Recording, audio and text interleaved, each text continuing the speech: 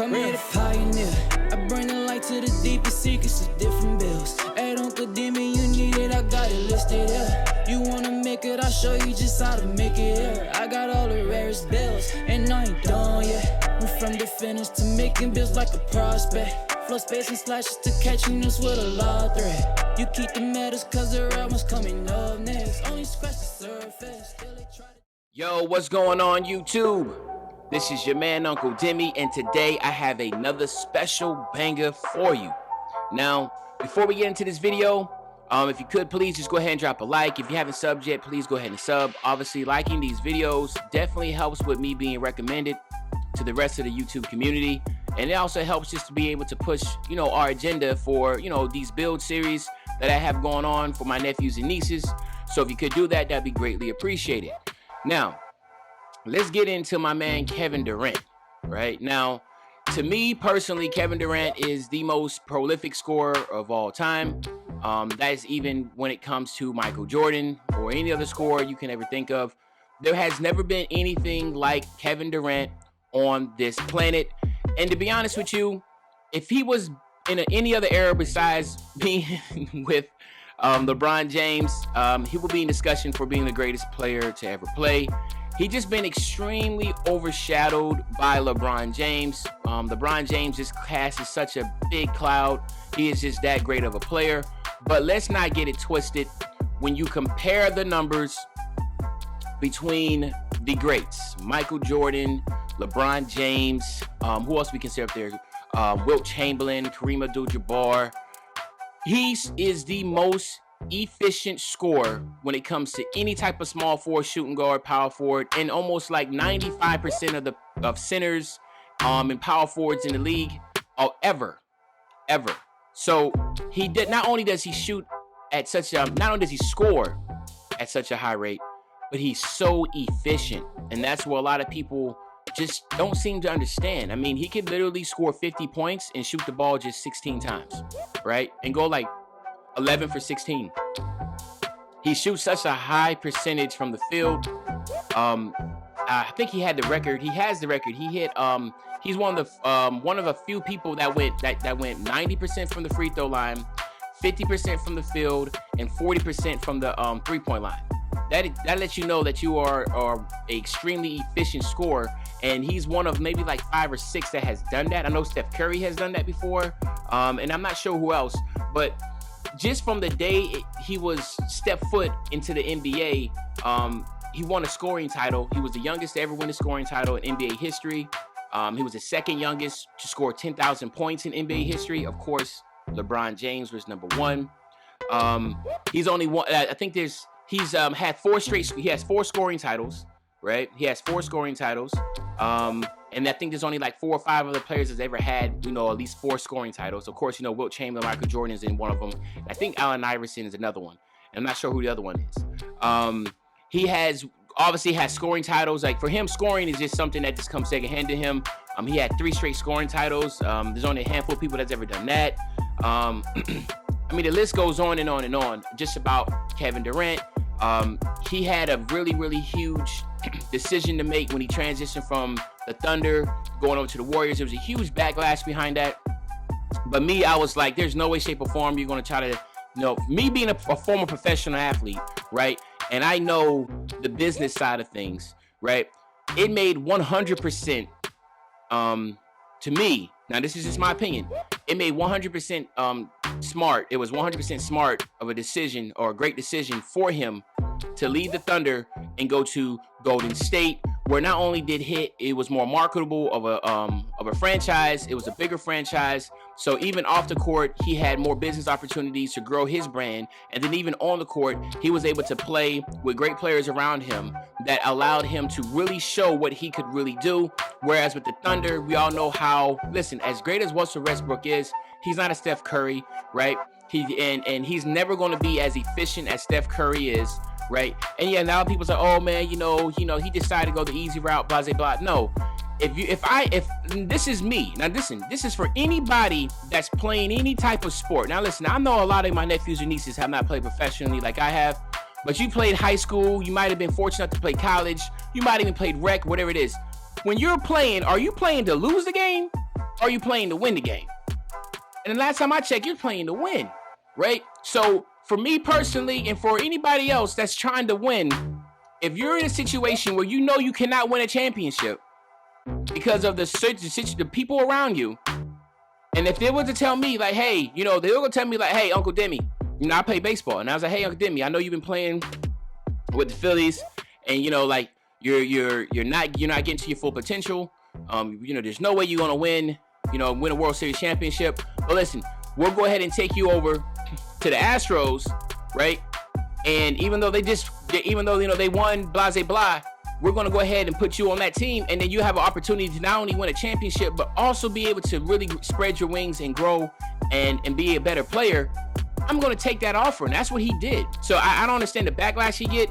If that's the type of mindset that people have in America, then we're in some trouble, because the whole objective is to try to be the best that you can be. The whole objective is not, hey man, you know, I'm gonna stay with my team, and you know, if we keep on losing, I'm just gonna be a loser. Y'all see, listen, let me check this out. Y'all give Carmelo Anthony so much flack, right, for not winning a championship, for, you know, just all he do is score, and, you know, blah, blah, blah, blah. Well, that could have been easily Kevin Durant if he didn't win those 2 championships by switching over. And let me tell you right now, none of y'all I have never heard anybody say, yo, man, mad respect to Carmelo, man, for re-signing that extension with the Knicks, man, and continue to have those losing seasons, man. Because if that's what Kevin Durant would have did, he would have never won a championship, and he would have been right down that same path as the Carmelo Anthonys or the Charles Barkleys, these great players that never won a championship. Now, when he's retired, it's all said and done, his legacy is already going to have 2 championships, and then the even bigger part would be the fact is that if he did not get hurt, he would have won 3 straight championships, 3 out of 4 championships. No, 3 straight championships. I'm sorry, he wasn't with that team that lost to the Cavs. He would have won 3 straight championships, 3 straight MVPs with Golden State. So I mean, like, you know, to me, he's the most prolific scorer of all time. And I'm going to go to digress now and go right into the player. But Kevin Durant, man. So check this out. Obviously, he's hurt. He's a 96 overall. If you look right there, he's a 96 overall. But he's hurt, so his stats are all jacked up. But things that really stand out is this actually comes out to 85. That's an 85 driving dunk. Obviously, his shooting is going to be great. 87 three-point ball. His post moves are going to be extremely great. Obviously, all of these are in the post hooks is 70. I don't even know why he needs that, but he don't need that. This right here is a 88 post fade, an 80 post move, ball handling 9, 10, 11, 12, 13. That's an 86 ball handle right there, so he can speed boost. Let me see what we got. Interior defense 68, perimeter is an 86. Wow, so perimeter defense is an 86. Block is a 66. Offense, okay, defensive rebounds good. So obviously you can tell, like, what you're seeing here is just, like I said, a guy that literally can shoot over people at any time, score at will, extremely efficient. So obviously at 6'10", this is going to be a difficult build to make. He has contact finisher. He has some really good finishing badges.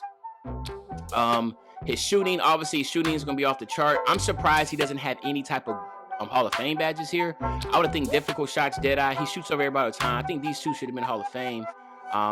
Green Machine, Hot Start. I mean, all of these should be Hall of Fame. We thinking about it. I mean, this is Kevin Durant that we're talking about here. Range extender, steady shooter, volume shooter. I mean, I don't know. I just think, for me, he should have Hall of Fame badges here. That definitely. Space creator, definitely. For him to be that tall, he creates a lot of space. Stop and go, that's another thing about him. Like I said, you've never seen anybody like this, man. 6'10", that just can do what he can do. Quick first step, yeah. And then, let me see, what we got here? Clamps, Intimidator, and Trapper. Okay, so what we're going to do is this. We're going to go ahead and try to make Kevin Durant in my player builder. I'm going to play around with this for a little bit and see what I can come up with, and then we're going to give this build to you. All right, so let's head over there right now. All right, so let's hop right into it. So, of course, you know, Kevin Durant is a small forward, all right? He is definitely right-handed, and he's number 7 right now for the Nets. He's going to be 7, if I'm not mistaken. A lot of his pictures and everything showed him to be number 7, so he's number 7, all right? With the pie chart that I've gone with, I've actually gone with shooting and finishing, right?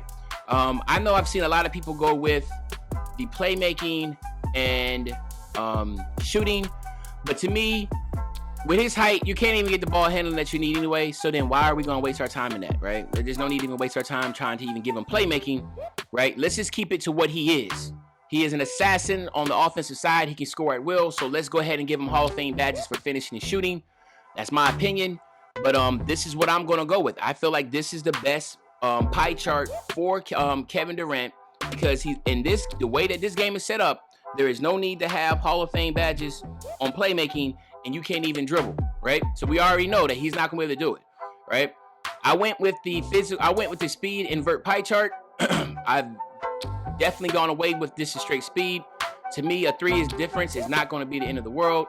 And also the vert, you just get so much from that vert. So that's why I'm always been going with the speed invert pie chart, right? Now, what we're going to do here is we're going to max out driving layup, driving dunk, close shot, standing dunk, and then we're going to go 53 right here. That gives you exactly 16. We're going to go 76 on my mid-range. We're going to go 77 here, 82 here, and then we're going to go 90 on the post fade. We're going to max out all the ball handling and all the post moves and that type of deal. That gives us 17. And then we're going to go perimeter defense, lateral quickness, steals, and then we're going to put the rest on blocks, right? And obviously, you know, these 3 right here, these 4 categories is what's going to be pretty much important for you to be playing at the 2 spot. You want to have good perimeter defense. You want to have good lateral quickness. You want to be at least try to steal the ball a little bit. And blocks, we just put the rest in the blocks. I mean, he's a tall player, so I think blocks will be perfect. As you can see, 16, 19, 17, and 1, you have a ton of badges to work with, so that's always a plus. To have as many badges to work with this type of build is really going to help you out. Of course, if you hit legend, it's going to be even more beautiful to have an additional 10 to each category. So keep that in mind. A lot of that I've been doing because I know I'm going to be hitting that. Now, here's the thing. We can't go 6'10", right? Because, you know, he's a small forward, and Kevin Durant, you can't go 6'10". You can go power forward if you want to, but power forward, you just lose so much out of that, right? So what I decided to do is I went ahead and went 6'8" with the build. Now, even though he's 6'10", going 6'8", you're still going to be taller than 99% of the shooting guards and small point guards you're playing against. Most of those individuals are going to be 6'5" to 6'2", so they're going to be around that range. So you're still going to be 3 inches taller than anybody that's going to be guarding you for the most part, right? Then for the weight, I went 220. He was 6'10", 240, so I just went 6'8", 220, just dropped 20 pounds on him, right? The wingspan, I actually dropped just by 1, just to give him the 77 3-point shot. With the 76 mid-range. Now, a lot of you are going to be like, oh, well, Uncle Demi, you know, he has 90-something mid-range and he has 85 3-point shot. Well, the thing is this. We can't have everything that we want. I just wanted him to have a decent driving dunk. I wanted him to be able to go to the rack and finish hard. And if you can't hit with an 80 mid-range shot and an 81 3-point shot, I don't know what else to say. You have a 90 post fade, which I wanted him to have, and 84 post moves, because that's what he can do. He can work in the mid-range. He can shoot and score anywhere on the floor. I mean, there's nothing that he cannot do. And I wanted to make sure that he was well-balanced enough for the 2K players. I mean, with 2K players, but just from the perspective in the My Player Builder and how you can emulate him in 2K, I feel like this is about as good as you're going to get as far as making him well-rounded in 3 categories, with playmaking, shooting, and finishing, right? He does have a 66 ball handler, so once you hit 99, you have 70, and you get those tier dribbles. That's why I wanted to make sure he could get at least a 70 ball handling, so he can be able to get all the dribble packages that is available to players. So keep that in mind. He will be able to get the pro dribble packages with this build, right? He will have an 81 driving dunk, which is pretty dope. That means that now that he's at 81, you will also be able to get contact dunks when needed, right? Now, here, this is where you have tons and tons of choices, and I also want to make sure that you can get these different types of choices. Kevin Durant really has all 4 of these, okay? He is lethal in the post. We all seen what he did in the playoffs, right? And we all see what he does. He catches the ball right there at the elbow, about 16 feet from the basket with his back turned, and he can just do that little one-step fadeaway, and he hits it consistently over and over and over. No one can guard him, and then you've seen them all, man. Y'all remember when Patrick Beverly was guarding him that one time? Did y'all remember that, man? It was like I mean, people would get so desperate they put anybody on. So they put a 6'3" Patrick Beverly on a 6'10" Kevin Durant, and he posted him up and turned and shot over him consistently for 4 straight possessions. And then obviously Doc was okay to switch it up. But I mean, he does it all over and over. Playmaking. You've seen what he does with the playmaking. He can dribble. He can speed boost in real life. He can dribble all over the floor. He's a facilitator. And of course, you've seen what he can do at 6'10". He will dunk on you at any point in time. It's just not fair. He's just, like I said, he's just like Giannis. He catches the ball 3-point line, 1-2 steps, and it's a dunk, right? It's not fair. It's not fair. And of course, as a spot-up shooter or having sharpshooting takeover, everybody's seen KD just go off from 3. So you have 4 choices. You cannot go wrong with any of these. I'm going to be honest with you. You cannot go wrong with any of these, right? Me personally, I think it's either between the post scoring, the slashing, and the spot-up shooter, all right? Now, this is the question. KD at 99 will have an 81 driving dunk. So if you get takeover, you'll be able to get contact dunks, all right? So if you want the contact dunks, go ahead and get this, all right? If you're an individual that wants to take advantage of the twos court, run at the one spot, and if you're more of a twos player, I say you go with this.